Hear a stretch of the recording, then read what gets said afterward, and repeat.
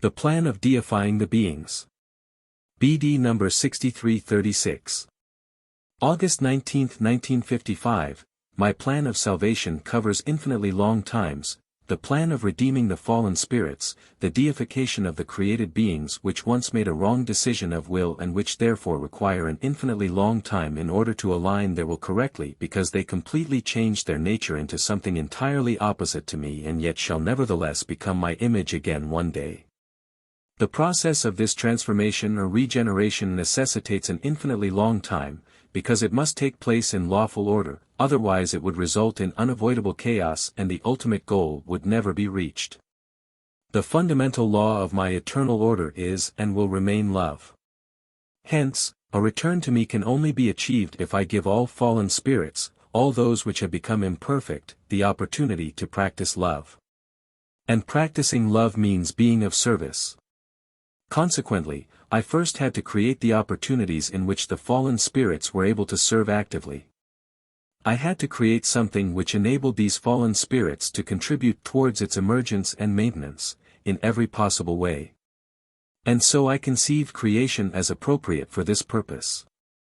In a manner of speaking, I let the spiritual substances take active part in its emergence. However, I had to enforce this. According to my will they had to enter specific external shapes and carry out their assigned activity. The whole of creation is governed by the principle of being of service, because my will governs, which is only ever the expression of my greater than great love. Compulsory service was therefore necessary at first, because no being would have chosen to serve, to express love, of its own accord, but the return or retransformation of the fallen being is and will remain my goal. Nevertheless, even service in a state of compulsion achieved a change, although it required an infinitely long time. But once the retransformation has advanced to a point that the original opposition to me has weakened, the being can receive a certain amount of freedom again so that it is no longer forced into being active but voluntarily continues doing the same instead, to serve, for which, however, it must first kindle love in itself.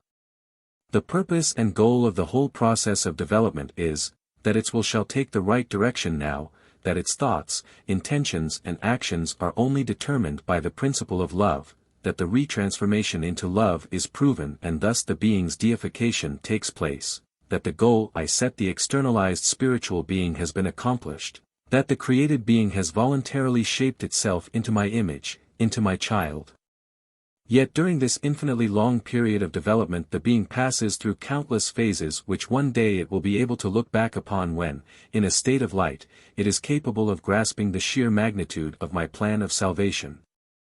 And every individual phase will disclose to it the suffering and agonies, which only then will show the immense extent of its fall into the abyss, the distance from the one who, in the beginning, had created it in all perfection.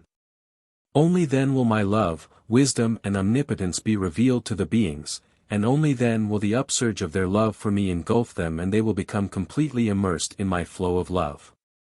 They will praise and glorify me without end and have no other desire but to serve and help me to achieve my goal one day, the deification of all created beings. They are constantly active with love and comply with their original purpose, to work and create according to my will which now is their own will as well because they are perfect. Amen.